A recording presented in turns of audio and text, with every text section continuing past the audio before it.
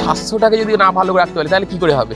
ফুটবলটা হচ্ছে আবেগের জায়গা, এই আবেগ আর ভালোবাসা এই জায়গাটাকে আমাদের এই মেলবন্ধনটাকে তৈরি করতে হবে, এটাই হচ্ছে মেন ব্যাপার। আর মোহনবাগান সেই আবেগের জায়গা, সেই ভালোবাসার জায়গা, আমাদের প্রাণের ক্লাব। এই প্রাণের ক্লাব যদি একটা ছোট একটা মায়ের কাছে পুজোর সময় যদি তুলে ধরতে পারি, সেটা আমাদের গর্বের ব্যাপার এবং আনন্দের ব্যাপার। এটা এই কারণেই আমরা তুলে রেখেছি।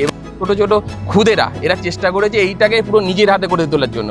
এই প্রত্যেকটা কাজ, একটা কাজও আমাদের কোনো রকমভাবে কাউকে হেল্প নেওয়া হয়নি, সব এই বাচ্চারা করেছে। ঠিক আছে, এটা আমাদের আবেগের জায়গা বলেই আমরা পেরেছি।